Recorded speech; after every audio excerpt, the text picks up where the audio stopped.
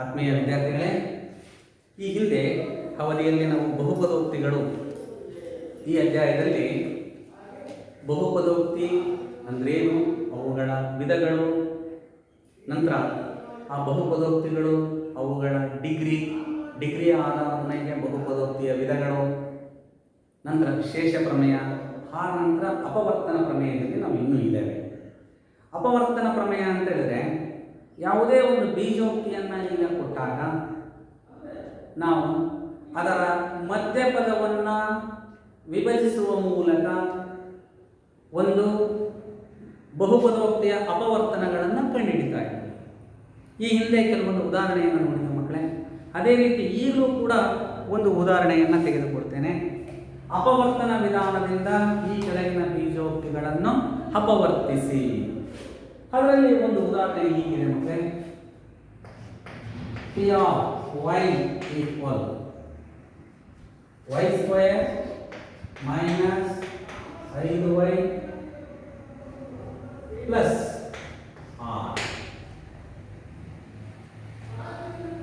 ಈ ಬೀಜೋಕ್ತಿಯನ್ನು ನಾವು ಇವಾಗ ಅಪವರ್ತನ ವಿಧಾನದಿಂದ ಬಿಡಿಸಬೇಕು. ಅಂದರೆ ವೈನ ಬೆಲೆ ಏನಾಗುತ್ತೆ, ಅಥವಾ Y square minus 5y plus 6 ಇದರ ಅಪವರ್ತನಗಳು ಯಾವುವು ಅಂತ ನೋಡಬೇಕು. ಸಾಮಾನ್ಯವಾಗಿ ಇದನ್ನು ಒಂದು ದ್ವಿಪದೋಕ್ತಿಯ ವರ್ಗ ಆಗಿರುತ್ತೆ, ಯಾಕಂದರೆ ಇದು ಒಂದು ವರ್ಗ ಬಹುಪದೋಕ್ತಿ. ಇದರ ಅಪವರ್ತನಗಳು ಎರಡು ದ್ವಿಪದಗಳಾಗಿರುತ್ತೆ. ಈಗ ಇದನ್ನು ನಾವು ಈ ರೂಪದಲ್ಲಿ ಬರೆಯಬಹುದು. ಇದನ್ನು y minus a y minus b ರೂಪದಲ್ಲಿ ವ್ಯಕ್ತಪಡಿಸಿ.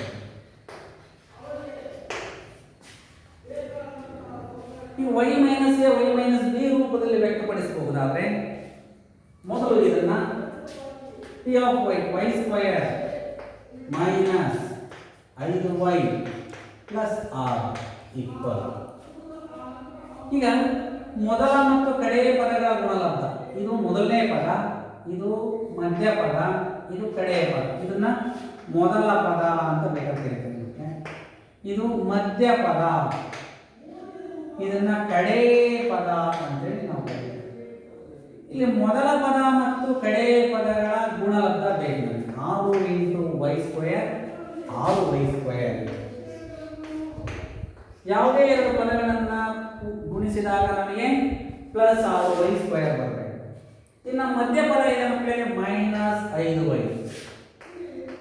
ಯಾವುದೇ ಎರಡು ಪದಗಳನ್ನು ಕೂಡಿದಾಗ ಅಥವಾ ಕಳೆದಾಗ ಮೈನಸ್ 5y ಬರಬೇಕು. ಅಂಥ ಪದಗಳನ್ನು ನಾವು ಈಗ ಊಹಿಸ್ಕೋಬೇಕು. ಹಾಗಾದ್ರೆ ನೋಡಿ, ಪ್ಲಸ್ 6y ಸ್ಕ್ವೇರ್ ಬರಬೇಕು, ಮೈನಸ್ 5y ಬರಬೇಕು. ಯಾವ್ಯಾವ 6ರ ಅಪವರ್ತನಗಳು ಯಾವ್ಯಾವು ಅಂತ ಹೇಳಿದ್ರೆ ಮಕ್ಕಳೇ, ನಮಗೆ 6ರ ಅಪವರ್ತನಗಳು 2 ಮತ್ತೆ 3. 2 ಮೂಲೆ 6 ಬರುತ್ತಲ್ವ, ತಗೋಬಹುದು. 2 ಮೂಲೆ 6 ಗುಣಿಸಿದ್ರೆ 6 ಬರುತ್ತೆ. ಕೂಡಿದ್ರೆ ಅಥವಾ ಕಳೆದ್ರೆ ನಮಗೆ ಮೈನಸ್ 5 ಬರುತ್ತೆ. ಇದನ್ನು ನಾವು p ಪ್ಲಸ್ q ರೂಪದಲ್ಲಿ ಬರೆಯಬಹುದು. ನೋಡಿ, ಇದು ಮೈನಸ್ 2 ಮೈನಸ್ 3 ಮೈನಸ್ 5 ಅಂತೇಳಿ. ಇನ್ನು p ಇಂಟು q ಅಂತ ಬರ್ಕೊಂಡ್ರೆ 2 ಮೂಲೆ 6 ಬರ್ತಲ್ವ. ಆದ್ದರಿಂದ ಮಧ್ಯಪದವನ್ನು ನಾವು ಏನಂತ ಬರೀಬಹುದು ಮಕ್ಕಳೇ ಅಂತ ಹೇಳಿದ್ರೆ, ಮಧ್ಯಪದವನ್ನು ನಾವು ಮೈನಸ್ ಏನು ಬರೀಬಹುದು ನೋಡ್ತಾರೆ.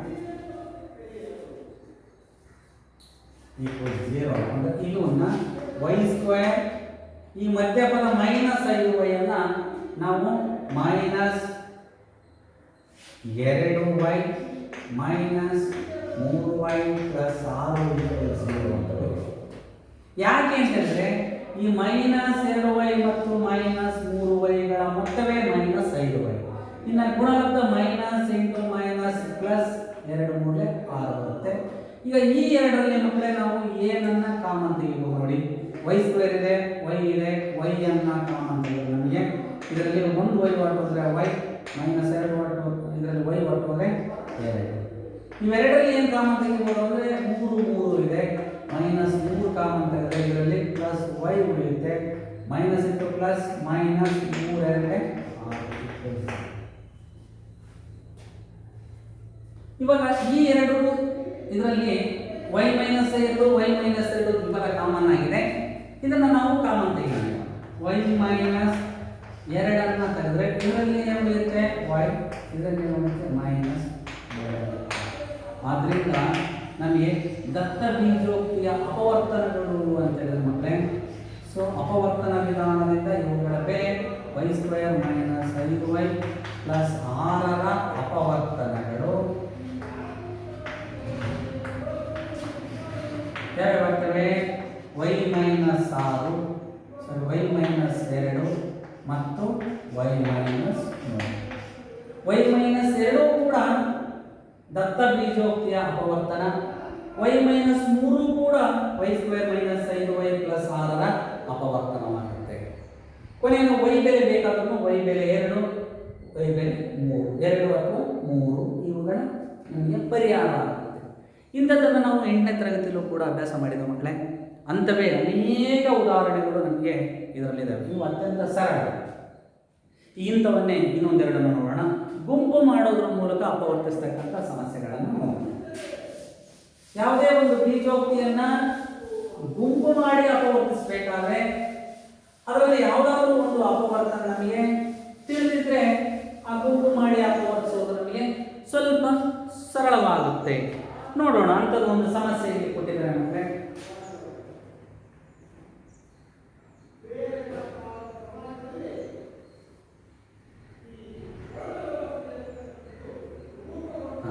ಅಭ್ಯಾಸ 4.4ರಲ್ಲಿ 1ನೇ ಉದಾಹರಣೆ. ಈ ಕೆಳಗಿನ ಯಾವ ಬಹುಪದೋಕ್ತಿಗಳು x+1 ಅನ್ನು ಅಪವರ್ತನವನ್ನಾಗಿ ಹೊಂದಿವೆ ಎಂಬುದನ್ನು ನಿರ್ಧರಿಸಿ. ಅದರಲ್ಲಿ 1ನೇದು ಹೀಗಿದೆ: x³ plus x² plus x plus 1. x³ plus x² plus x plus 1. ನೋಡಿ, ಇದರಲ್ಲಿ ಈ ಬಹುಪದೋಕ್ತಿಯಲ್ಲಿ ಇದು x+1 ಅನ್ನೋದನ್ನು ಒಂದು ಅಪವರ್ತನವನ್ನಾಗಿ ಹೊಂದಿದೆಯಾ ಅನ್ನೋದನ್ನು ನಾವು ಕಂಡುಹಿಡಿಯಬೇಕು. ಹಾಗಾದ್ರೆ ದತ್ತ ಬೀಜೋಕ್ತಿ x+1ರ ಅಪವರ್ತನ ಅಂತ ಹೇಳಬೇಕಾದ್ರೆ ಅದು ಇದರಲ್ಲಿ x+1 ಅಂತಕ್ಕಂಥ ಒಂದು ಅಪವರ್ತನ, ಸಾಮಾನ್ಯ ಅಪವರ್ತನ ಇರಲೇಬೇಕು. ನೋಡೋಣ, ಇದನ್ನು ಬಿಡಿಸಲಿಕ್ಕೆ ಟ್ರೈ ಮಾಡೋಣ. So x³ plus x² plus x plus 1 equal 0 ಇದೊಂದು ಸಮೀಕರಣ ಅನ್ಕೊಂಡ್ರೆ ಇದನ್ನು ಬಿಡಿಸ್ಬಿಡೋಣ. ಹಿಂಗೆ ಇದರ ಅಪವರ್ತನಗಳು ಯಾವ್ಯಾವ ಹೋಗ್ಲಿಕ್ಕೆ. ಸೊ ಇವೆರಡರಲ್ಲಿ ನೋಡಿ ಏನು ಕಾಮನ್ ತೆಗೆದುಕೊಂಡು ಮಕ್ಕಳೇ, ಎರಡರಲ್ಲೂ x² x ಸಜಾತಿ ಪದಗಳು. ಇದನ್ನ ಈ ಹಿಂದೆ ಘಾತಾಂಕಗಳ ತತ್ವ ಅನ್ನೋ ನಿಯಮದ ಮೇಲೂ ಕೂಡ ಬಿಡಿಸ್ಬೋದು. x³ ಬೈ x² ಅಂತ ಹೇಳಿದ್ರೆ ಹೊರಟೋದ್ರೆ x ಮಾತ್ರ ಉಳಿಯುತ್ತೆ. ಇಲ್ಲಿಯೂ ಕೂಡ x² ಇದೆ, x² ಹೊರಟೋದ್ರೆ 1 ಉಳಿಯುತ್ತೆ. ಹಾಗೆ ಈ x+1 ಕೂಡ ಒಂದು ಬಹುಪದೋಕ್ತಿ ಕಾಮನ್ ಆಗಿ ಇದ್ದೇ ಇರುತ್ತೆ. ನೋಡೋಣ ಇವಾಗ. ಇವೆರಡರಲ್ಲಿ x² ಅನ್ನ ಸಾಮಾನ್ಯ ಅಪವರ್ತನವನ್ನಾಗಿ ಹೊರತೆಗೆದಾಗ ಇದರಲ್ಲಿ ಉಳಿಯೋದು x+1 ಈ ಪ್ರಕಾರ, ಪ್ಲಸ್ ಇದರಲ್ಲಿ 1ಅನ್ನ ಅಪವರ್ತನವನ್ನಾಗಿ ಹೊರತೆಗೆದ್ರೆ 1ರಿಂದ ಯಾವುದೇ ಬೀಜ ಪದ ಅಥವಾ ಬಹುಪದೋಕ್ತಿಯನ್ನು ಗುಣಿಸಿದ್ರೆ ಅದೇ ಗುಣಲಬ್ಧ ಬರುತ್ತೆ. So x+1. ಈ ಎರಡರಲ್ಲಿ ಏನು ಕಾಮನ್ ಇದೆ ನೋಡಿ, ಇವಾಗ x+1 x+1. ಸೊ x+1 ಇದೆ, ಇನ್ನು ಉಳಿದಿದ್ದು x² ಪ್ಲಸ್ 1. ನೋಡಿ, ಈಗ x+1 ಅನ್ನುವುದು ದತ್ತ ಬೀಜೋಕ್ತಿ, x+1 ಇದು ದತ್ತ ಬೀಜೋಕ್ತಿಯ ಅಪವರ್ತನ.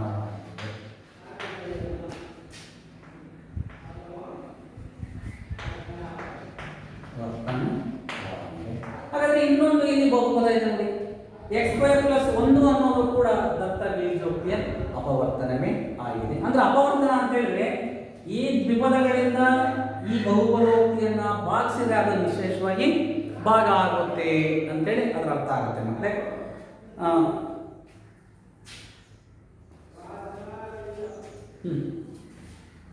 ಇನ್ನು ಇದೇ ಅಭ್ಯಾಸದಲ್ಲಿ ಮುಂದುವರೆದ ಭಾಗ ಸ್ವಲ್ಪ ಗಮನಿಸಿ. ಇಲ್ಲಿ p(x) ಮತ್ತೆ g(x) ಅಂತಕ್ಕಂಥ ಬಹುಪದೋಕ್ತಿಗಳನ್ನು ಕೊಟ್ಟಿದ್ದಾರೆ. ಈ g(x) ಅನ್ನೋದು p(x) ನ ಅಪವರ್ತನವಾಗಿದೆಯೇ ಅನ್ನೋದನ್ನ ಅಪವರ್ತನ ವಿಧಾನದಿಂದ ಕಂಡುಹಿಡಿಯಬೇಕು, ಅಥವಾ ಶೇಷ ಪ್ರಮೇಯ ಬೇಕಾದ್ರೂ ಕಂಡುಹಿಡಿಯಬಹುದು. ಸುಲಭ ಇದೆ. ಇದನ್ನ ನಾವು ಶೇಷ ಪ್ರಮೇಯ ಪ್ರಕಾರ ಕಂಡುಹಿಡಿಯಬೇಕು ಅಂತ ಹೇಳಿದ್ರೆ ಮಕ್ಕಳೇ ಜಿ ಆಫ್ ಎಕ್ಸ್ ಅನ್ನೋದು ಒಂದು ಭಾಜಕ. So x plus 1 equals 0, x equals -1. X ಬೆಲೆ -1 ಅಂತ ಬಂದಿದೆ. ನಾವು ಇದರಲ್ಲಿ ಆದೇಶ ಮಾಡಿದಾಗ ಎಕ್ಸ್ ಈಕ್ವಲ್ಸ್ -1 ಅಂದ್ಕೊಂಡ್ರೆ so P of X equals P of -1 equals 2 into -1 ರ ಘನ ಪ್ಲಸ್ ಆಫ್ -1 ರ ವರ್ಗ -2 ಇಂಟು -1 -1. ಇದರಲ್ಲಿ 2 ಇಂಟು -1 ರ ಘನ ಅಂದ್ರೆ -1 ಅನ್ನು 3 ಬಾರಿ ನಾವು ಗುಣಿಸಿದ್ರೆ ಅದು ಗುಣಲಬ್ಧ ಎಷ್ಟು ಬರುತ್ತೆ? -1 ರ ಘನವನ್ನ ಮತ್ತೆ ಹೀಗೆ ಬರ್ಕೋಬಹುದು. ಏನಂತ ಬರೀಬಹುದು? -1 ಇಂಟು -1 ಇಂಟು -1 3 ಅಪವರ್ತನಗಳನ್ನು ಬರೆದಿದ್ದೇವೆ. ಅಂದ್ರೆ -1 ಅನ್ನೋದು ತನ್ನಿಂದಲೇ ತಾನೇ 3 ಬಾರಿ ಗುಣಿಸಲ್ಪಟ್ಟಿದೆ. Minus into minus plus, plus into minus minus, 1 ಒಂದೇ 1.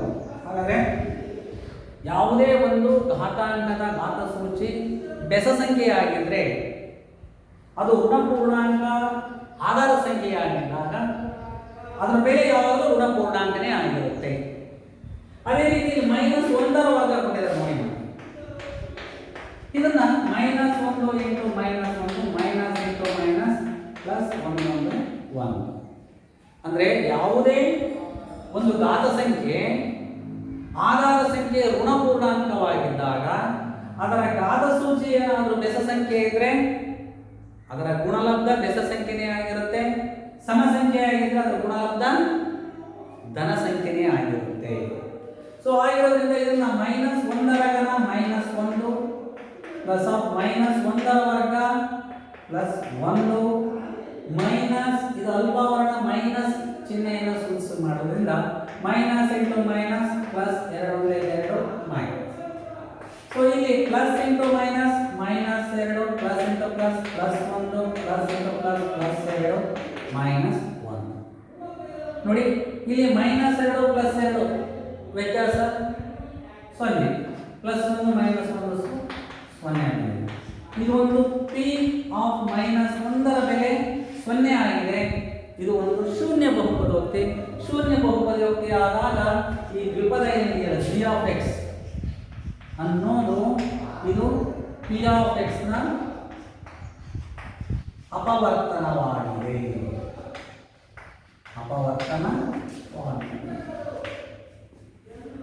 ಆದರೆ ಇನ್ನೂ ಕೆಲವು ಉದಾಹರಣೆಗಳಲ್ಲಿ ಏನಾಗಿದೆ, ನಾವು ಈ ರೀತಿ ಒಂದು ದ್ವಿಪದವನ್ನ ಅದರಲ್ಲಿ ಪೂರ್ಣಾಂಕ ಸ್ಥಿರಾಂಕವನ್ನು ಬಲಭಾಗಗೊಳಿಸಿ ಈ ರೀತಿ ಒಂದು ಬಹುಪದೋಕ್ತಿಯಲ್ಲಿ ಜಿ ಆಫ್ ಎಕ್ಸ್ ನ ಬೆಲೆಯನ್ನು ಆದೇಶ ಮಾಡಿದಾಗ ಅದು ಒಂದು ಶೂನ್ಯ ಬಹುಪದೋಕ್ತಿ ಆಗದೆ ಹೋದ್ರೆ ಆಗ ಜಿ ಆಫ್ ಎಕ್ಸ್ ಅನ್ನೋದು ಪಿ ಆಫ್ ಎಕ್ಸ್ ನ ಅಪವರ್ತನ ಆಗಲಿಕ್ಕೆ ಸಾಧ್ಯತೆ ಇಲ್ಲ ಅಂತ ಉದಾಹರಣೆಗಳಿದ್ದಾವೆ ಮಕ್ಕಳೇ. ನೆನ್ಪಿಟ್ಕೊಳ್ಳಿ, ಯಾವುದೇ ಒಂದು G of X P of X ನ ಅಪವರ್ತನ ಆಗಬೇಕಾದ್ರೆ ನಮಗೆ ಅದರ ಮೇಲೆ ಶೂನ್ಯ ಬಹುಪದಿ ಶೂನ್ಯ ಇದ್ದರೆ ಮಾತ್ರ G of X P of X ನ ಒಂದು ಅಪವರ್ತನವಾಗಲಿಕ್ಕೆ ಸಾಧ್ಯತೆ ಇದೆ. ಅಂತ ಸಮಸ್ಯೆಗಳು ಇದಾವೆ ಮಕ್ಕಳೇ, ನೀವು ಮನೆಯಲ್ಲಿ ಇದನ್ನ ಪ್ರಾಕ್ಟೀಸ್ ಮಾಡಿ. ಮುಂದೆ ಹೋಗೋಣ. ಈಗ ಇಂಥವೇ ಸಾಕಷ್ಟು ಉದಾಹರಣೆಗಳಿದ್ದಾವೆ. ಮುಂದಿನ ಈ ಅಭ್ಯಾಸದಲ್ಲಿ ಮುಂದೆ 3ನೇ ಸಮಸ್ಯೆ ಏನು ಹೇಳುತ್ತೆ ಅನ್ನೋದನ್ನ ನೋಡೋಣ. 3ನೇ ಸಮಸ್ಯೆಯಲ್ಲಿ ಮತ್ತೆ ಏನು ಕೊಟ್ಟಿದ್ದಾರೆ ಅಂತ ಹೇಳಿದ್ರೆ, ಈ ಕೆಳಗಿನವುಗಳಲ್ಲಿ ಪಿ ಆಫ್ ಎಕ್ಸ್ ನ ಬೆಲೆ ಕೊಟ್ಟಿದ್ದಾರೆ. ಪಿ ಆಫ್ ಎಕ್ಸ್ ನ ಅಪವರ್ತನ ಎಕ್ಸ್ ಮೈನಸ್ 1. ಹಾಗಿದ್ರೆ ಕೆ ಬೆಲೆಯನ್ನು ಕಂಡುಹಿಡಿಯಿರಿ. ಅದರಲ್ಲಿ 1ನೇ ಹೀಗಿದೆ, P of X equal X square plus X plus K. ಇದನ್ನು ಸರಿಯಾಗಿ ಅರ್ಥ ಮಾಡ್ಕೊಳ್ಳಿ. ಮತ್ತೆ ಇಲ್ಲಿ ಪಿ ಆಫ್ ಎಕ್ಸ್ ಅನ್ನು ಒಂದು ಬಹುಪದೋಕ್ತಿ ಕೊಟ್ಟಿದ್ದಾರೆ. ಈ ಬಹುಪದೋಕ್ತಿಯ ಅಪವರ್ತನ ಎಕ್ಸ್ ಮೈನಸ್ 1 ಅಂತ ಆದ್ರೆ ಹಾಗಾದ್ರೆ ಅದಕ್ಕೆ ಬೆಲೆ ಎಷ್ಟು? ಇನ್ನೊಮ್ಮೆ ಈ ದ್ವಿಪದ ಇದರ ಅಪವರ್ತನ ಆಗಬೇಕಾದ್ರೆ ಕೆ ಇಲ್ಲಿ ಒಂದು ಬೆಲೆ ಇದೆ, ಅದರ ಬೆಲೆ ಎಷ್ಟು ಅನ್ನೋದನ್ನು ನಾವು ಕಂಡುಹಿಡಿಯಬೇಕು. ಸೊ ನೋಡೋಣ ಇವಾಗ ಮಕ್ಕಳೇ, X minus 1 equals 0, x equals plus 1 ಆಗುತ್ತೆ. ಎಕ್ಸ್ ಈಕ್ವಲ್ಸ್ 1 ಅನ್ನ ಈ ಬಹುಪದೋಕ್ತಿಯಲ್ಲಿ ಆದೇಶ ಮಾಡೋಣ. ಪಿ ಆಫ್ 1 ಈಕ್ವಲ್ಸ್ ಎಕ್ಸ್ ಅಂದ್ರೆ 1 ರ ವರ್ಗ ಪ್ಲಸ್ 1 ಪ್ಲಸ್ ಕೆ. ಇಲ್ಲಿ ಪಿ ಆಫ್ 1 ಅಥವಾ ಪಿ ಆಫ್ ಎಕ್ಸ್ ಅನ್ನೋದು ಎಕ್ಸ್ ಮೈನಸ್ 1 ರ ಅಪವರ್ತನ ಅಂತ ಅವರೇ ಹೇಳ್ಬಿಟ್ಟಿದ್ದಾರೆ. ಆಗಿರೋದ್ರಿಂದ ಈ ಪಿ ಆಫ್ 1 ರ ಬೆಲೆ ಮಕ್ಕಳು ಏನಾಗುತ್ತೆ ಅವಾಗ ಅಂತ ಹೇಳಿದ್ರೆ 0 ಆಗುತ್ತೆ. ಈಗ ಇನ್ನು ಬರ್ಕೊಂಡ್ಬಿಡೋಣ ಮಕ್ಕಳೇ. 1 ಪ್ಲಸ್ 1 2, 1 ಪ್ಲಸ್ 1 2, 2 ಪ್ಲಸ್ ಇದು 0 ಆಗುತ್ತೆ. So K plus 2 equals 0, K equals 0 minus 2 ಅಂದ್ರೆ ಮೈನಸ್ 2. ಅಂದ್ರೆ ಈ ಪಿ ಆಫ್ ಎಕ್ಸ್ ಅನ್ನೋ ಬಹುಪದೋಕ್ತಿಯಲ್ಲಿ ಕೆ ಅನ್ನೋ ಈ ಸ್ಥಿರಾಂಕದ ಬೆಲೆ ಮೈನಸ್ 2 ಅಂತ ಆದರೆ ಸೊ ಆಗ ಎಕ್ಸ್ ಮೈನಸ್ 1 ಅನ್ನೋದು ಪಿ ಆಫ್ ಎಕ್ಸ್ ನ ಒಂದು ಅಪವರ್ತನವಾಗುತ್ತದೆ. ಕಷ್ಟ ಇದೆ ಮತ್ತೆ ಇಂಥದ್ದು ಇನ್ನೊಂದು ಉದಾಹರಣೆ ನೋಡೋಣ. ಇಂತಹ ಸಮಸ್ಯೆಗಳನ್ನು ಪರೀಕ್ಷೆಯಲ್ಲಿ ಸಾಕಷ್ಟು ಬಾರಿ ಪುನರಾವರ್ತನೆ ಮಾಡ್ತಾರೆ. ಅಂತ ಸಮಸ್ಯೆ ಇನ್ನೊಂದಿದೆ ನೋಡೋಣ. ಮಕ್ಕಳೇ, ಎರಡನೇ ಸಮಸ್ಯೆ, P of X equal 2x²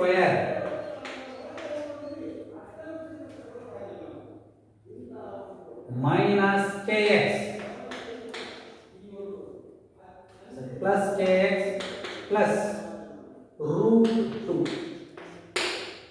ನೋಡಿ, P of X equals 2x² plus kx plus √2. ಇಲ್ಲಿ ಇದರಲ್ಲಿ ವಿಶೇಷ ಏನು ಅಂದ್ರೆ ನಮ್ಮ ಮಕ್ಕಳಲ್ಲಿ ಒಂದು ಗೊಂದಲ, ಯಾವುದೇ ಒಂದು ಅಭಾಗದ ಸಂಖ್ಯೆ ಬಂದ ತಕ್ಷಣ ಕೆ ಬೆಲೆ ಕಂಡುಹಿಡಿಯೋದು ಹೇಗೆ ಅನ್ನೋದು. ಇದರ ಒಂದು ಅಪವರ್ತನ ಕೂಡ ಕೆ ಎಕ್ಸ್ ಮೈನಸ್ 1 ಆಗಿದೆ ಮಕ್ಕಳೇ. ಅದನ್ನು ಕೂಡ ಸೊ ಎಕ್ಸ್ ಮೈನಸ್ 1 ಅನ್ನೋದು ಇದರ ಅಪವರ್ತನ ಮಾಡಿದ್ರೆ ಅದರ ಬೆಲೆ 0. ಸೊ ಅಥವಾ ಶೂನ್ಯ ಬಹುಪದೋಕ್ತಿ ಆಗಿರಬೇಕು. ಎಕ್ಸ್ ಈಕ್ವಲ್ಸ್ ಪ್ಲಸ್ 1 ಇದಕ್ಕೆ ಆದೇಶ ಮಾಡೋಣ. X equals 1. P of X ನ ಬೆಲೆ ಪಿ ಆಫ್ 1 ಅಂತ ಅಂತಂದ್ರೆ 2 ಇಂಟು 1 ರ ವರ್ಗ ಪ್ಲಸ್ ಕೆ ಇಂಟು ಎಕ್ಸ್ ಅಂದ್ರೆ 1 ಪ್ಲಸ್ ವರ್ಗಮೂಲ 2. ಈಗ ಇದು ಒಂದು ಎಕ್ಸ್ ಮೈನಸ್ ಅನ್ನೋದು ದತ್ತ ಬೀಜೋಕ್ತಿಯ ಅಪವರ್ತನ ಆಗಿರೋದ್ರಿಂದ ಪಿ ಆಫ್ 1 ರ ಬೆಲೆ 0.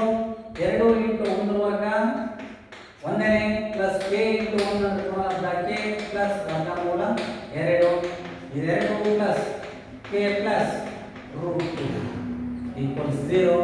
ಸೊ ಇದು ಈಗ 2 ಪ್ಲಸ್ ವರ್ಗಮೂಲ 2 ಅನ್ನ ಕೂಡ್ಲಿಕ್ಕೆ ಬರೋದಿಲ್ಲ, ಏಕೆಂದ್ರೆ ಅವೆರಡೂ ಕೂಡ ಏನಾಗಿದೆ ಮಕ್ಕಳೇ, ಬೇರೆ ಬೇರೆ ಜಾತಿಗೆ ಸೇರಿದ ಭಾಗಲಬ್ಧ ಸಂಖ್ಯೆ. ಅಭಾಗಲಬ್ಧ ಸಂಖ್ಯೆ ಒಂದು ಭಾಗಲಬ್ಧ ಸಂಖ್ಯೆ, ಅವೆರಡನ್ನು ಕೂಡ್ಲಿಕ್ಕೆ ಬರೋದಿಲ್ಲ. ಆದ್ರಿಂದ ಅದನ್ನೇ ಬರೀಬಹುದು. ಸೊ ನಾವು ಕೆ ಅನ್ನು ಬಿಟ್ಬಿಟ್ಟು ಇವೆರಡನ್ನು ಈ ಕಡೆ ಕಳಿಸಿದ್ರೆ ಅಥವಾ 2 plus √2 plus k equals 0. K equal plus √2 ಬಲಭಾಗ ಬಂದ್ರೆ ಮೈನಸ್ 2 ಪ್ಲಸ್ ವರ್ಗಮೂಲ ಬಲಭಾಗ ಬಂದ್ರೆ minus √2. So that is equal to minus ಕಾಮ್ ಅಂತಂದ್ರೆ 2 ಪ್ಲಸ್ ಅಂದ್ರೆ ಇದರಲ್ಲಿ ಕೆ ಅನ್ನೋ ಬೆಲೆಯನ್ನು ಮತ್ತೆ ನಾವೇನು ಕೆ ಇದೆಯಲ್ಲ ಇದ್ರ ಬೆಲೆ ಮೈನಸ್ ಆಫ್ 2 ಪ್ಲಸ್ √2 ಆಯಿತು ಅಂತ ಹೇಳಿದ್ರೆ ದತ್ತ ಬೀಜೋಕ್ತಿ ಅನ್ನೋದು ದತ್ತ ಬೀಜೋಕ್ತಿ ಎಕ್ಸ್ ಮೈನಸ್ 1 ಅನ್ನೋದು ಮಕ್ಕಳೇ ಅದು ಒಂದು ಅಪವರ್ತನ ಆಗುತ್ತೆ ಅನ್ನೋದನ್ನ ಮರಿಬಾರದು. ನೋಡಿ, ಇಂಥವೇ ಸಾಕಷ್ಟು ವರ್ಗಮೂಲ ಇರತಕ್ಕಂಥ ಸಮಸ್ಯೆಗಳು ಇದರಲ್ಲಿ ಇದೆ. ಮುಂದಿನ ಒಂದು ಸಮಸ್ಯೆಯನ್ನ ನೋಡೋಣ. ನೋಡಿ, ಮುಂದೆ ಮತ್ತೆ 4ನೇ ವಿಧಾನದಲ್ಲಿ ಬೇರೆ ಬೇರೆ ಸಮಸ್ಯೆಗಳಿವೆ ಮಕ್ಕಳೇ. ಸೊ ಇಲ್ಲಿ ಇವುಗಳ ಅಪವರ್ತನ ಕಂಡು ಹಿಡಿಯಿರಿ. 12x² ಪ್ಲಸ್ 7x ಪ್ಲಸ್ 1 ಇಂಥ ಸಮಸ್ಯೆಗಳನ್ನು ಆಲ್ರೆಡಿ ಬಿಡಿಸಿದೆ ಮಕ್ಕಳೇ. ನಂತರ ಎಕ್ಸ್ ಘಾತ 3 minus 2x² minus X plus 2 ಇವುಗಳನ್ನು ಅಪವರ್ತಿಸಿ ಅಂತ ಹೇಳಿದ್ರು ಕೂಡ ನೀವು ಸುಲಭವಾಗಿ ಇದು ಒಂದು ವಿಧ ಬೇಕಾದ್ರೆ ಅಪವರ್ತಿಸಿದ್ರು. ಸಮಸ್ಯೆಗಳು 4ನೇ ಮೇನಲ್ಲಿ ಸರಿ 5ನೇ ಉದಾಹರಣೆಯಲ್ಲಿ 1ನೇದು ಅಪವರ್ತಿಸಿ.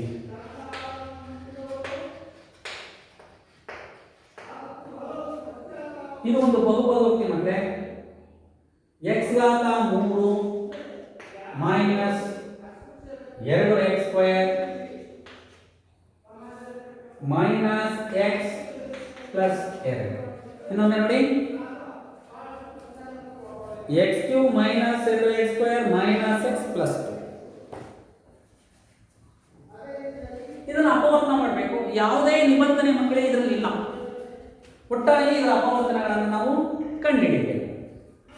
ಓಕೆ, ಕಂಡುಹಿಡಿಯಬೇಕಾದ್ರೆ ಏನು ಮಾಡಬೇಕು ನೋಡಿ, ಇದಕ್ಕೆ ಸೊಲ್ಯೂಷನ್ ಒಂದ್ಸರಿ ಬರ್ಕೊಬಿಡಿ ಸಮಸ್ಯೆ. x³ minus 2x² minus x plus 2 ಏನು ಬರುತ್ತೆ ಮಕ್ಕಳೇ ನೋಡಿ.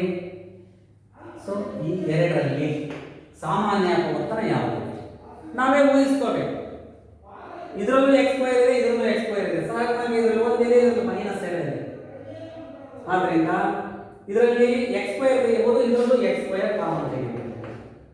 x² ಕಾಮನ್ ಅಂತಂದ್ರೆ ಇದರಲ್ಲಿ x³ x² ಇಂದ ಬಾಕ್ಸ್ ಇದೆ, ಇದು plus divided by plus plus ಒಂದು x² ಹೊರಟೋದ್ರೆ ಒಂದು x ಉಳಿದಿದೆ, x ಮೈನಸ್ 2x² ಅನ್ನ ಸೊ x² ಇಂದ boxy minus divided by plus minus x² ಹೊರಟೋಗುತ್ತೆ. ಏನು ಬರುತ್ತೆ ಮತ್ತೆ ಮೈನಸ್ 2 ಮೈನಸ್ 2. ಅದೇ ರೀತಿ ಇಲ್ಲಿ ಮೈನಸ್ x ಪ್ಲಸ್ 2 ಇದೆ.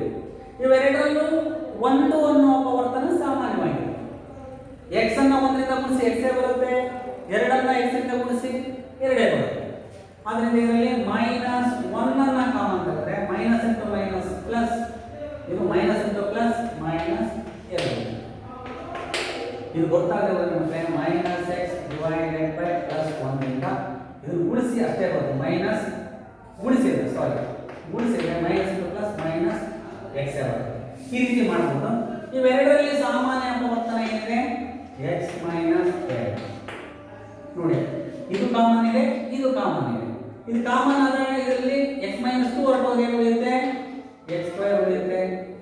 ಆದರೆ ಇದರಲ್ಲಿ x ಮೈನಸ್ 2 ಹೊರಟೋದ್ರೆ ಮೈನಸ್ 1. ಆದ್ದರಿಂದ ಈ ದತ್ತ ಬೀಜೋಕ್ತಿಯ ಅಪವರ್ತನಗಳು ಅಂತ ಹೇಳಿದ್ರೆ x ಮೈನಸ್ 2 ಮತ್ತು x² ಮೈನಸ್ 1. x ಮೈನಸ್ 2 ಅನ್ನೋದು ದತ್ತ ಬೀಜೋಕ್ತಿಯ ಅಪವರ್ತನ, x² ಮೈನಸ್ 1 ಅನ್ನೋದು ಕೂಡ ಮಕ್ಕಳಿಗೆ ಏನಾಗಿದೆ, ಈ ದತ್ತ ಬೀಜೋಕ್ತಿಯ ಅಪವರ್ತನವೇ ಆಗಿದೆ. ಇಂಥವು ಕೂಡ ಸಾಕಷ್ಟು ಕೆಲವೊಂದು ಸಮಸ್ಯೆಯನ್ನು ನೋಡಿದ ತಕ್ಷಣ ಮಧ್ಯೆ ಇರತಕ್ಕಂಥ ಪದಗಳನ್ನು ಕೂಡಿಸಿ ಸಾಮಾನ್ಯ ಅಪವರ್ತನವನ್ನು ಹೊರತೆಗೆದು ಮಾಡ್ತಕ್ಕಂಥ ಸಮಸ್ಯೆಗಳು ಇದರಲ್ಲಿದ್ದಾವೆ. ಅದಕ್ಕೆ ಇದನ್ನು ಅರ್ಥೈಸ್ಕೊಳ್ಳಿ. ಯಾವ ಬೀಜ ಪದಗಳನ್ನು ನಾವು ಜೋಡಿಸಿದ್ರೆ ಒಂದು ಸಾಮಾನ್ಯ ಅಪವರ್ತನ ಬರುತ್ತೆ ಅನ್ನೋದನ್ನು ನಾವೇ ಮಾಡಬೇಕು. ಈ ರೀತಿ ಗುಂಪು ಮಾಡಿ ಬರ್ಕೋಬೇಕು. ಗುಂಪು ಮಾಡಿ ಬರ್ಕೊಂಡು ಅದರಲ್ಲಿ ಸಾಮಾನ್ಯ ಅಪವರ್ತನವನ್ನು ಹೊರತೆಗೆದು ಆ ಬೀಜೋಕ್ತಿಯ ಅಪವರ್ತನಗಳನ್ನು ಕಂಡುಹಿಡಿಯಬೇಕು. ಒಂದು ಬೀಜೋಕ್ತಿಯ ಅಪವರ್ತನಗಳು ಅನ್ನೋವು 2 ಅಥವಾ 2ಕ್ಕಿಂತ ಹೆಚ್ಚಾದ ಅಪವರ್ತನಗಳು, 2 ಬರಬೇಕು ಅಂತ ಅಲ್ಲ, ಇನ್ನೊಂದು ಪದ ಬೇಕಿದ್ರೂ ಬರ್ಬೋದು. 2 ಅಥವಾ 2ಕ್ಕಿಂತ ಹೆಚ್ಚಾದ ಅಪವರ್ತನಗಳ ಗುಣಲಬ್ಧವೇ ದತ್ತ ಬೀಜೋಕ್ತಿ ಆಗಿದೆ. ಓಕೆ, ಮುಂದೆ ಹೋಗೋಣ ಮಕ್ಕಳೇ.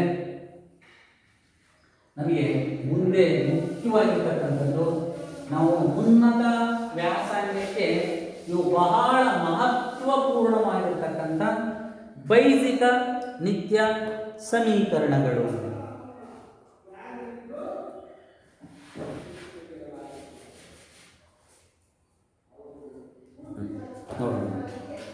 ಬೈಜಿಕ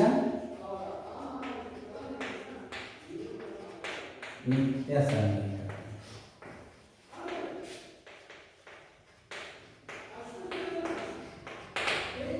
ಬೈಜಿಕ ನಿತ್ಯ ಸಮೀಕರಣಗಳು ಮಕ್ಕಳೇ.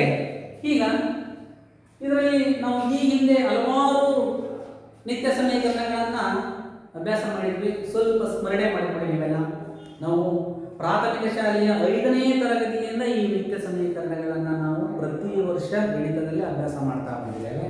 ಅದರಲ್ಲಿ 1ನೇ ನಿತ್ಯ ಸಮೀಕರಣ a plus b whole square ಅಥವಾ ನಾನು x plus ಅಂತ ಹೇಳ್ತೀನಿ, x plus y whole square ಅಂದ್ರೆ ಇದು ಒಂದು ದ್ವಿಪದದ ವರ್ಗ. ಇದನ್ನೇ ಬರೆಯುವ ಮಕ್ಕಳೇ x plus y into x plus y equals x square plus 2xy plus y square. ಬರೀಬೋದಲ್ಲ ಮಕ್ಕಳೇ?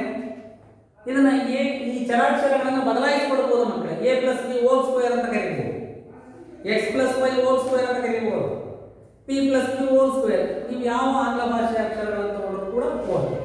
ಸೊ ಅದೇ ರೀತಿ x minus y whole square equals ಇದು ಕೂಡ ಎರಡು ದ್ವಿಪದಗಳ ಗುಣಲಬ್ಧವಾಗಿ ವ್ಯಕ್ತಪಡಿಸಬಹುದು. x square minus 2xy plus y square. ಮೂರನೇದು ಅಂದ್ರೆ ನೆನಪಿಟ್ಕೊಳ್ಳಿ, x square minus y square equals x minus y into x plus y. ಅದೇನು ಇನ್ನೊಂದಿದೆ x plus a into x plus b. ಇದು ನೋಡಿ ಎರಡು ದ್ವಿಪದಗಳಿವೆ. ಈ ಎರಡೂ ದ್ವಿಪದಗಳ ಮೊದಲನೇ ಪದಗಳು ಸಮನಾಗಿವೆ. ಸೊ a ಬರೀಬಹುದಾದ್ರೆ x square plus x into a plus b plus ab. ಮತ್ತೊಮ್ಮೆ ನೋಡಿ x plus a into x plus b equals x square plus x into a plus b plus ab. ನೋಡಿ ಈ ಬೈಸಿಕ ನಿತ್ಯ ಸಮೀಕರಣಗಳು ಅಂದ್ರೆ ಈ ನಿತ್ಯ ಸಮೀಕರಣದಲ್ಲಿರುವ ಯಾವುದೇ ಚರಾಕ್ಷರಕ್ಕೆ ನಾವು ವಾಸ್ತವ ಬೆಲೆಗಳನ್ನು ನೀಡಿದಾಗ ಅವುಗಳನ್ನು ನಾವು ಬೈಸಿಕ ನಿತ್ಯ ಸಮೀಕರಣಗಳು ಅಂತ ಕರೀತೀವಿ. ಉದಾಹರಣೆಗೆ x plus y whole square ಅನ್ನೋದು ಇಲ್ಲಿ ನಾವು ಈ ಚರಾಕ್ಷರಗಳಿಗೆ ಯಾವುದೇ ಒಂದು ವಾಸ್ತವ ಬೆಲೆಯನ್ನು ನೀಡಿದಾಗ ಇದರ ವರ್ಗ ಇನ್ನೇನು ನಾವು x square plus 2xy plus y square ಅಂತ ಕರೀತೀವಲ್ಲ, ಇಲ್ಲೂ x yಗಳಲ್ಲಿ ನಾವು ಅವೇ ವಾಸ್ತವ ಬೆಲೆಗಳನ್ನು ಆದೇಶ ಮಾಡಿದಾಗ ಬರುವ ಪರಿಹಾರ ಎನ್ನುವಾಗ ಈ ಪರಿಹಾರ ಎಡಭಾಗಕ್ಕೆ ಸಮನಾಗಿದೆ. ಎಡಭಾಗಕ್ಕೆ ಬಲಭಾಗ ಯಾವಾಗ ಚರಾಕ್ಷರಗಳ ವಾಸ್ತವ ಬೆಲೆಗಳನ್ನು ಕೊಡ್ತೀವೋ ಅವಾಗ ಸಮನಾಗುತ್ತೋ ಅಂತಹ ಸಮೀಕರಣಗಳನ್ನು ನಾವು ಬೈಸಿಕ ನಿತ್ಯ ಸಮೀಕರಣಗಳು ಅಂತೇಳಿ ಕರೀತೇವೆ. ಇದಕ್ಕೆ ಒಂದೊಂದಕ್ಕೆ ಒಂದೊಂದು ಉದಾಹರಣೆಯನ್ನು ನೋಡಿ ನಾವು ಮುಂದೆ ಇನ್ನೂ ಸಾಕಷ್ಟು ಸಮಸ್ಯೆಗಳಿದ್ದಾವೆ ಅವನ್ನು ಬಿಡಿಸಲಿಕ್ಕೆ ಪ್ರಯತ್ನ ಮಾಡೋಣ. ಇನ್ನು ಹೊಸ ನಿತ್ಯ ಸಮೀಕರಣಗಳು ಕೂಡ ಈ ವರ್ಷ ನಿಮಗೆ ಬರುತ್ತೆ. ನೋಡಿ ಒಂದು ಉದಾಹರಣೆಯನ್ನು ತಿಳಿದುಕೊಡ್ತೀನಿ.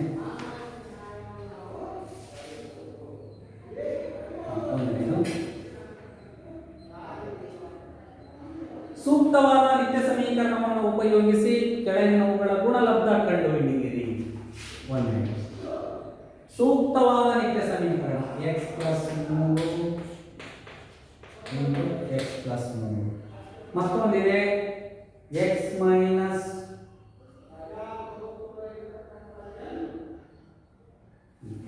ಎರಡನೇದು x minus 3 into x plus 5. ಅವರೇ ಹೇಳ್ತಾರೆ ನಮಗೆ ಕೊಟ್ಟಿರ್ತಕ್ಕಂಥ ನಿತ್ಯ ಸಮೀಕರಣಗಳಲ್ಲಿ ಸೂಕ್ತವಾದ ನಿತ್ಯ ಸಮೀಕರಣಗಳನ್ನ ಇದಕ್ಕೆ ಅನ್ವಯಿಸಿಬಿಟ್ಟು ಬಿಡಿಸಿ ಅಂತ ಕೇಳ್ತಾರೆ. ನೀವು ಈ ಸಮೀಕರಣ ನೋಡಿದ ತಕ್ಷಣ ನಿಮಗೆ ನಿತ್ಯ ಸಮೀಕರಣಗಳನ್ನು ಹೋಲಿಕೆ ಮಾಡಬೇಕು. ಇಲ್ಲಿ ಎರಡು ದ್ವಿಪದ ಕೊಟ್ಟಿದ್ದಾರೆ. ಇದರಲ್ಲಿ ಈ ಎರಡೂ ದ್ವಿಪದಗಳಲ್ಲಿ ಮೊದಲನೇ ಪದ x ಸಮನಾಗಿದೆ, ಎರಡನೇ ಪದ 3 ಸಮನಾಗಿದೆ. ಎರಡು ದ್ವಿಪದಗಳಲ್ಲಿ ಮೊದಲನೇ ಪದ ಎರಡನೇ ಪದ ಸಮನಾಗಿದ್ದಾಗ ಆ ಎರಡೂ ದ್ವಿಪದಗಳ ಗುಣಲಬ್ಧ ಅದರ ವರ್ಗವಾಗಿದೆ, ಒಂದೇ ಅಪವರ್ಗದ ವರ್ಗ. ಹಾಗಾದ್ರೆ ಇದನ್ನು ಏನು ಬರೀಬಹುದು ನಾವು? x ಪ್ಲಸ್ 3 ಮತ್ತು x ಪ್ಲಸ್ 3ರ ವರ್ಗ x ಪ್ಲಸ್ 3 ಹೋಲ್ ಸ್ಕ್ವೇರ್ ಅಂತ ಬರೀಬಹುದು. ಈ ಹಿಂದೆ ನಾವು ಘಾತಾಂಕಗಳ ತತ್ವದಲ್ಲಿ ಇದನ್ನು ಬಳಸಿದ್ವಿ. a ಇಂಟು a ಅನ್ನ a ಸ್ಕ್ವೇರ್ ಅಂತ ಕರಿತೀವಿ ಏಕಪದ ತಗೊಂಡ್ರೆ. ಎರಡು ಸಜಾತಿ ಪದ ಘಾತಾಂಕಗಳ ತತ್ವದಲ್ಲಿ ಆಧಾರ ಸಂಖ್ಯೆಗಳು ಸಮನಾಗಿದ್ದಾಗ ಘಾತ ಸೂಚಿಗಳನ್ನು ಕೂಡಬೇಕು. ಅದರ ಪ್ರಕಾರ ನಾವು ಇದನ್ನ a to the power of m plus n a ಘಾತ m ಇಂಟು a ಘಾತ n ಈಕ್ವಲ್ಸ್ ಈ ಪ್ರಕಾರ ಇದನ್ನ ಮಾಡಿದ್ದೇವೆ, ಬರೆದಿದ್ದೇವೆ. ಈಗ ನೋಡಿ ಇದು ಯಾವ ನಿತ್ಯ ಸಮೀಕರಣವನ್ನು ಹೋಲುತ್ತೆ ನಿಮಗೆ ಗೊತ್ತಾಗ್ಬಿಡುತ್ತಲ್ಲ. ಒಂದು ದ್ವಿಪದದ ವರ್ಗ ಪ್ಲಸ್ ಆಗಿರಬೇಕು. ಯಾವ ನಿತ್ಯ ಸಮೀಕರಣ ಹೋಲುತ್ತೆ? a plus b whole square equals A square plus 2ab plus B square ನಿತ್ಯ ಸಮೀಕರಣವನ್ನು ಕೊಡುತ್ತೆ. ಹಾಗಾದ್ರೆ ಬಿಡಿಸಿ ಆ ಪ್ರಕಾರ x ಪ್ಲಸ್ 3 ಹೋಲ್ ಸ್ಕ್ವೇರ್. ಇದರಲ್ಲಿ ಏನಾಗಿದೆ ನೋಡಿ ಮಕ್ಕಳೇ, ನೀವು ಇಲ್ಲಿ a ಬೆಲೆ x ಇದೆ, b ಬೆಲೆ ಇದೆ ಮಕ್ಕಳೇ 3 ಇದೆ. ಈ ಸಮೀಕರಣದಲ್ಲಿ ಆದೇಶ ಮಾಡ್ತಾ ಹೋದ್ರೆ ಸಾಕು. ಸೊ a ಬೆಲೆ x ಇದೆ 2 ಇಂಟು a ಅಂದ್ರೆ x, b ಅಂದ್ರೆ ಮಕ್ಕಳೇ 3 ಇದೆ ಪ್ಲಸ್ b ಅಂದ್ರೆ 3ರ ವರ್ಗ. ಸಾಕವಾಗಿದೆ. ಸೊ x ಸ್ಕ್ವೇರ್ ಪ್ಲಸ್ 2 ಮೂಲೆ 6x ಪ್ಲಸ್ 3ರ ವರ್ಗ ಎಷ್ಟು ಮಕ್ಕಳೇ? ನೀವು 3ರ ವರ್ಗ ಅಂದ ತಕ್ಷಣ ಸ್ವಲ್ಪ ಗೊಂದಲಕ್ಕೆ ಒಳಗಾಗ್ತೀರಿ. 3ರ ವರ್ಗ ಅಂದ್ರೆ 3 ತನ್ನಿಂದಲೇ ತಾನು 2 ಬಾರಿ ಗುಣಿಸಲ್ಪಟ್ಟಿದೆ. ಅಂದ್ರೆ 3ರ ವರ್ಗ 3 ಮೂಲೆ 9, 3 ಇಂಟು 3. ಆದ್ದರಿಂದ ನಮಗೆ x ಪ್ಲಸ್ 3 ನಾವು ಸೂಕ್ತವಾದ ನಿತ್ಯ ಸಮೀಕರಣ ಬಳಸಿ ಬಿಡಿಸಿದಾಗ ಅದರ ಬೆಲೆ ಎಷ್ಟು ಬಂದಿದೆ ಮಕ್ಕಳೇ? ನಮಗೆ x square plus 6x plus 9. ಅಂದರೆ ಇದು ಅರ್ಥ ಆಗುತ್ತೆ, ಇದು ಎಡಭಾಗ ಇದು ಬಲಭಾಗ. ಇಲ್ಲಿ x ಗೆ ಯಾವ x ಚರಾಕ್ಷರಕ್ಕೆ ನಾವು ಯಾವುದಾದ್ರೂ ಒಂದು ವಾಸ್ತವ ಬೆಲೆಯನ್ನು ಆದೇಶ ಮಾಡಿದರೆ ಈ ಎಡಭಾಗ ಬಲಭಾಗ ನಾವೇನು x ಆದೇಶ ಮಾಡ್ತೀವೋ ಈ ಎಡಭಾಗ ಬಲಭಾಗಕ್ಕೆ ಯಾವಾಗಲೂ ಏನಾಗುತ್ತೆ? ಸಮನಾಗಿರುತ್ತೆ. ಅದೇ ರೀತಿ ಇಲ್ಲಿ ಒಂದಿದೆ ನೋಡಿ, ಇವೆರಡೂ ಹೋಲಿಕೆ ಮಾಡಿ ನೋಡಿದರೆ ನೋಡಲಿಕ್ಕೆ ಒಂದೇ ರೀತಿ ಕಾಣಿಸುತ್ತೆ. ಆದರೆ ಇಲ್ಲಿ ಒಂದು ಭಿನ್ನತೆ ಇದೆ. ಏನು ಭಿನ್ನತೆ ಇದೆ? ಈ ಎರಡೂ ವಿಪದಗಳಲ್ಲೂ ಮೊದಲನೇ ಪದ x ಸಮನಾಗಿದೆ, ಎರಡನೇ ಪದಗಳು ಮಾತ್ರ ಭಿನ್ನವಾಗಿದ್ದಾವೆ. ಹಾಗಾದರೆ ಈ ಹಿಂದೆ ನಾವು ಬಯಸಿದ ನಿತ್ಯ ಸಮೀಕರಣಗಳನ್ನು ಬರಬಲ್ಲ, ಅದಕ್ಕೆ ಹೋಲಿಕೆ ಮಾಡಿ ಇದು ಯಾವ ನಿತ್ಯ ಸಮೀಕರಣ ಹೋಗುತ್ತೆ ಮಕ್ಕಳೇ? ಸೊ ಅರ್ಥವಾಗಿದೆ ಅನ್ಕೊಂಡಿದ್ದಾನೆ. ಯಾವ ನಿತ್ಯ ಸಮೀಕರಣ ಹೋಗುತ್ತೆ? x minus 3 into x plus 5 ಅನ್ನೋದು ಇದು x plus a into x plus b ನಿತ್ಯ ಸಮೀಕರಣವನ್ನು ಹೋಲುತ್ತೆ. ನೋಡಿ, ಮೊದಲನೇ ಪದ ಸಮನಾಗಿದೆ, ಎರಡನೇ ಪದ ಭಿನ್ನವಾಗಿದೆ. ಆದ್ದರಿಂದ ಈ ನಿತ್ಯ ಸಮೀಕರಣವನ್ನು ಬಳಸೋಣ. x plus a into x plus b equals x square plus x into a plus b plus b. ಈ ನಿತ್ಯ ಸಮೀಕರಣದ ಪ್ರಕಾರ ಬಿಡಿಸೋಣ. ಇವಾಗ ಏನು ಬರುತ್ತೆ? ಬೆಲೆ ಬರ್ಕೊಂಡ್ಬಿಡೋಣ. ಸೊ x ಬೆಲೆ ಇದರಲ್ಲಿ ನೋಡಿ ಇಲ್ಲಿದೆ, ಇದು a ಬೆಲೆ, ಇದು x ಬೆಲೆ, ಇದು b ಬೆಲೆ. x ಬೆಲೆ x ಇದೆ, ಸೊ a ಬೆಲೆ ಏನಿದೆ? ಪ್ಲಸ್ a ಇದೆ, ಮೈನಸ್ 3 ಇದೆ. a ಬೆಲೆ ಮೈನಸ್ 3 ಇದೆ. ಇಲ್ಲಿ x ಬೆಲೆ x ಇದೆ, b ಬೆಲೆ ಏನಿದೆ? ಪ್ಲಸ್ 5 ಇದೆ. ಈ ಬೆಲೆಗಳನ್ನು ಸಮೀಕರಣಕ್ಕೆ ಆದೇಶ ಬಿಟ್ಟರೆ ನಮಗೆ x ಮೈನಸ್ 3 x ಪ್ಲಸ್ 5ರ ಗುಣಲಬ್ಧ ಬರ್ಕೊಂಡ್ಬಿಡೋಣ. x ಮೈನಸ್ 3 x ಪ್ಲಸ್ 5ರ ಗುಣಲಬ್ಧ. x ಬೆಲೆ x ಇದೆ, x ಸ್ಕ್ವೇರ್ ಪ್ಲಸ್ x ಬೆಲೆ x ಇದೆ. a ಬೆಲೆ ಮಾತ್ರ ಏನಿದೆ ಮಕ್ಕಳೇ? ಮೈನಸ್ 3 ಇದೆ. ನೋಡಿ, ಒಂದು ಋಣಪೂರ್ಣಾಂಕವನ್ನ ಅಲ್ಪಾವರಣದೊಳಗೆ ಬರೀಬೇಕಾದ್ರೆ ನಾವು ಅದು ಹಿಂದೆ ಅಧಿಕಾವರಣದ ಒಳಗಡೆ ಅಲ್ಪಾವರಣ ಇರಬೇಕು. ಕಾರಣ ಇದಕ್ಕೆ ಬಾಡ್ಮಾಸ್ ನಿಯಮ. ನಂತರ ಪ್ಲಸ್ b ಬೆಲೆ 5. ಸೊ ಇಲ್ಲಿ ಪ್ಲಸ್ a ಬೆಲೆ ಮೈನಸ್ 3 ಇಂಟು b ಬೆಲೆ ಪ್ಲಸ್ 5. ಸೊ ಈಗ x square plus x. So ಇಲ್ಲಿ 5ರಲ್ಲಿ 2 ಬರುತ್ತೆ. Plus plus into minus minus 3 5 15. So x square plus x into 2 2x minus 15. ಯಾವುದು ಗುಣಲಬ್ಧ ಇದು?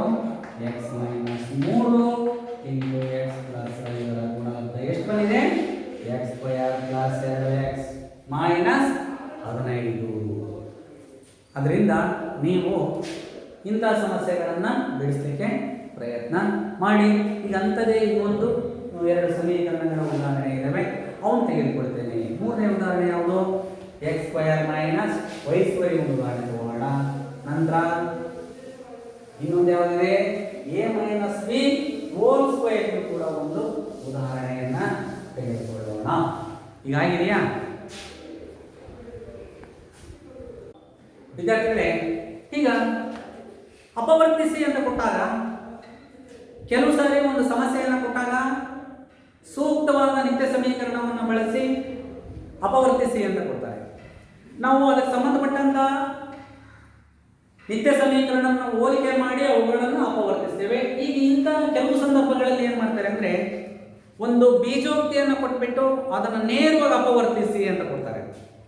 ಆಗ ನಾವೇ ಏನು ಮಾಡಬೇಕು, ಅದು ಯಾವ ನಿತ್ಯ ಸಮೀಕರಣವನ್ನು ಹೋಲುತ್ತೆ ಅನ್ನೋದನ್ನು ನಾವು ಅದನ್ನು ಸರಳ ರೂಪಕ್ಕೆ ತಂದುಬಿಟ್ಟು ಅದನ್ನು ಅಪವರ್ತಿಸಲಿಕ್ಕೆ ಪ್ರಾರಂಭ ಮಾಡಬೇಕು. ಅಂಥದ್ದು ಒಂದು ಉದಾಹರಣೆ ಇದೆ ನೋಡಿ ಮಕ್ಕಳೇ. 49a² plus 70ab plus 25b².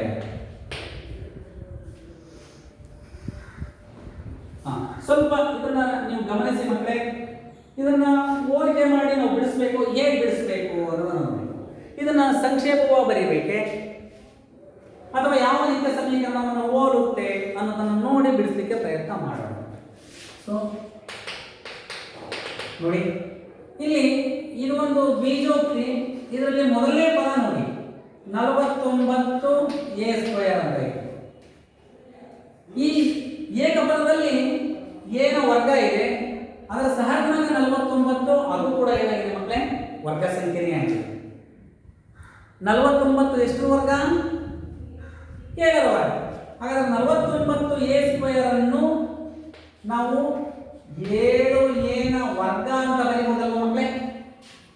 ನೋಡಿ, 7 49, a ನ ವರ್ಗ a². ಮತ್ತು ಕಡೆ ಪದ ಇದೆ ನೋಡಿ, 25b² ಅನ್ನ b ನ ವರ್ಗ ಮತ್ತೆ 25 ಅನ್ನೋದು ವರ್ಗ ಸಂಖ್ಯೆ. ಹಾಗಾದ್ರೆ ಇದನ್ನ ನಾವು 5b² ಅಂತ ಬರೀಬಹುದಲ್ವ ವಿದ್ಯಾರ್ಥಿಗಳೇ? ಎಂದು ಬರೀಬಹುದು.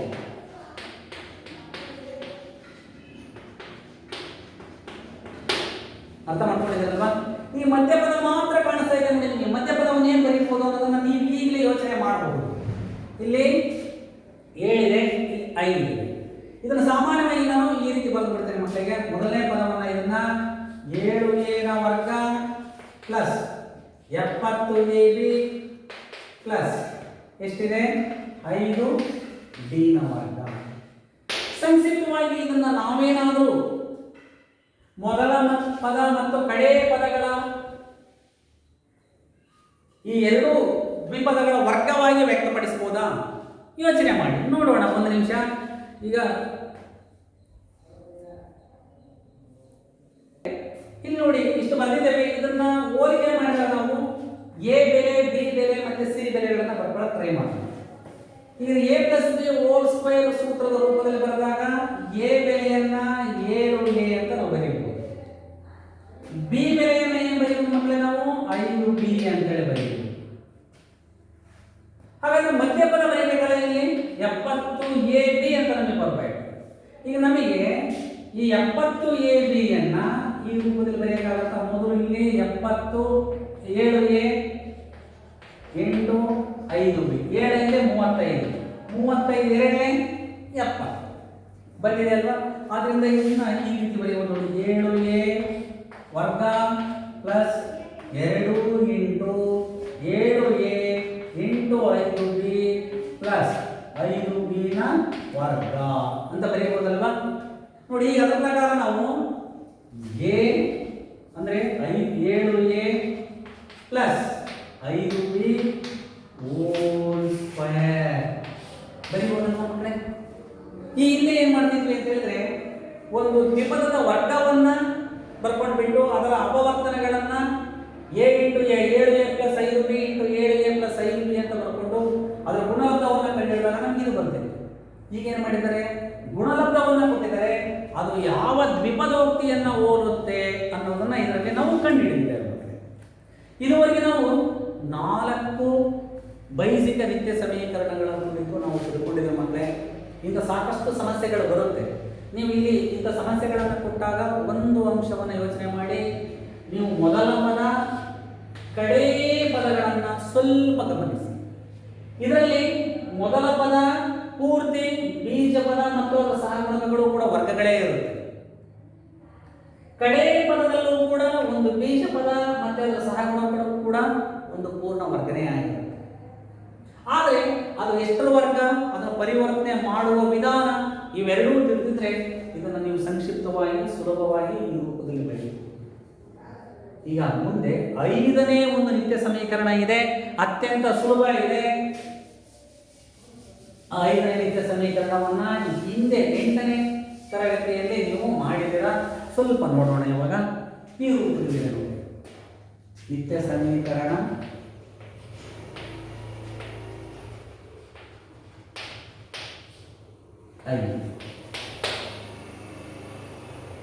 ಇದುವರೆಗೆ ನಾವು ಕೇವಲ ದ್ವಿಪದಗಳ ವರ್ಗವನ್ನ ಕಂಡುಹಿಡಿತಾ ಇದ್ದೀವಿ.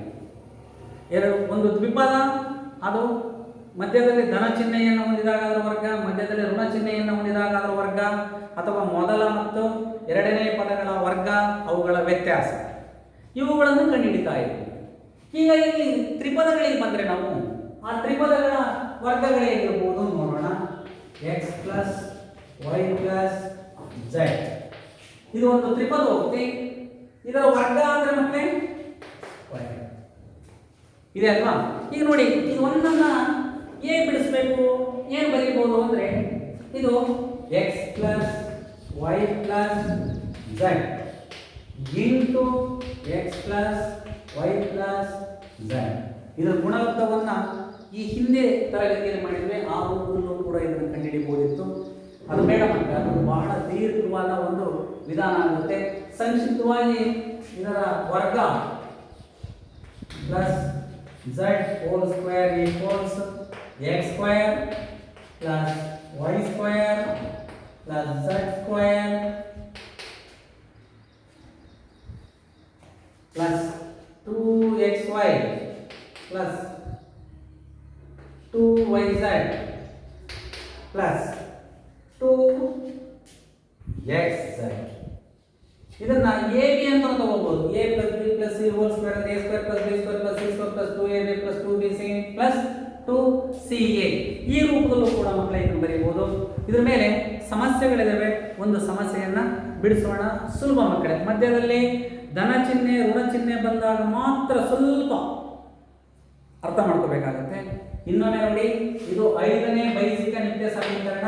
ಇದನ್ನು ಆದಷ್ಟು ನೀವು ನೆನಪಲ್ಲಿ ಇಟ್ಕೊಳ್ಳೋಕೆ ಟ್ರೈ ಮಾಡಬೇಕು.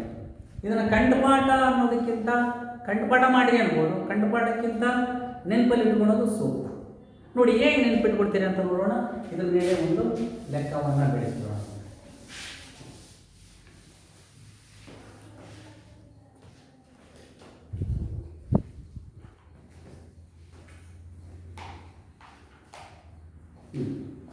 ನೋಡಿ, ಉದಾಹರಣೆ 3a plus 4b plus 5c whole square. ಮಕ್ಕಳೇ, ಇದನ್ನ ವಿಸ್ತೃತ ರೂಪದಲ್ಲಿ ಬರೆಯಿರಿ ಅಂತ ಕೊಟ್ಟಿದ್ದಾರೆ. ವಿಸ್ತೃತ ರೂಪ ಅಂದ್ರೆ ಈ ಹಿಂದೆ ಏನೋ ನಾವು x plus y plus z whole square ಅಂತ ಬರೆದಲ್ಲ, ಅದೇ ರೂಪದಲ್ಲಿದೆ.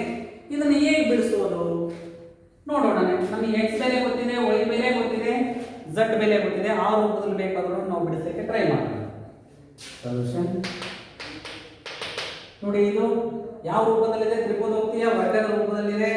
ಎಕ್ಸ್ ಬೆಲೆ ನಮಗೆ 3a, ವೈ ಬೆಲೆ 4b ಇದೆ ಮಕ್ಕಳೇ.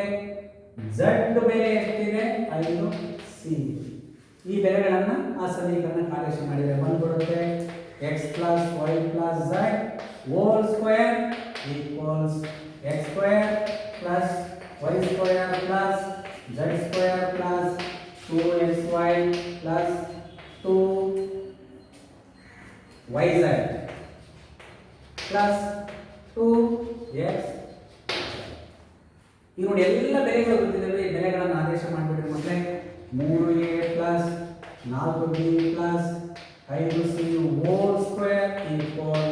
ಸೊ ಇಲ್ಲಿ 3a whole square plus 4b whole square plus 5c whole square plus 2 into a x ಬೆಲೆ ಇಲ್ಲಿದೆ 3a into 4b plus 2 into 4b into 5c plus 2 into 3a into 5. ಇದನ್ನು ಸರಳ ರೂಪಕ್ಕೆ ತಂದುಬಿಟ್ರೆ 3 ಎಷ್ಟು ಮಕ್ಕಳೇ? 3 ವರ್ಗ 9a ಸ್ಕ್ವೇರ್, 4 ವರ್ಗ 16b ಸ್ಕ್ವೇರ್ ಪ್ಲಸ್ 5 ವರ್ಗ 25c ಸ್ಕ್ವೇರ್ ಪ್ಲಸ್ 2 ಮೂಲೆ 6, 6 4 24ab ಪ್ಲಸ್ 2 4 8 8 45 40pc 2 3 6 6 30ac. ನೋಡಿ ಇದು ಮಕ್ಕಳೇ ನಿಮಗೆ 3a plus 4b plus 5c ಸಂಪೂರ್ಣವಾಗಿ ಇದರ ವರ್ಗ ನಮಗೆ ಸಿಕ್ಕಿದೆ ಮಕ್ಕಳೇ. ಆದ್ದರಿಂದ ಇಂಥ ಸಮಸ್ಯೆಗಳು ನಮಗೆ ಈ ಅಭ್ಯಾಸದಲ್ಲಿ ಸಾಕಷ್ಟು ಇದ್ದಾವೆ.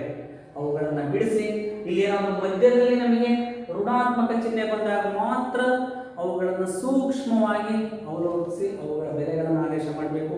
ಚಿಹ್ನೆಗಳ ನಿಯಮ ಸ್ಪಷ್ಟವಾಗಿ ನಮಗೆ ಗೊತ್ತಿರಬೇಕು. ಚಿಹ್ನೆಗಳ ನಿಯಮ ಗೊತ್ತಿತ್ತು ಅಂತ ಹೇಳಿದರೆ ಅವುಗಳನ್ನು ಈ ರೂಪದಲ್ಲಿ ಕಂಡುಹಿಡಿಯಬಹುದು. ಈ ಅಭ್ಯಾಸದಿಂದ ಲೆಕ್ಕಗಳಿದ್ದಾವೆ. ಮತ್ತೆ ನಾವು ಮುಂದಿನ ಅವಧಿಯಲ್ಲಿ ಮಕ್ಕಳೇ ಇನ್ನೂ ಬೇರೆ ಬೇರೆ ರೀತಿಯ ಸಮೀಕರಣಗಳಿದ್ದಾವೆ, ಅವುಗಳ ಕುರಿತು ನಾವು ಅಭ್ಯಾಸ ಮಾಡಲಿಕ್ಕೆ ಪ್ರಯತ್ನ ಮಾಡೋಣ.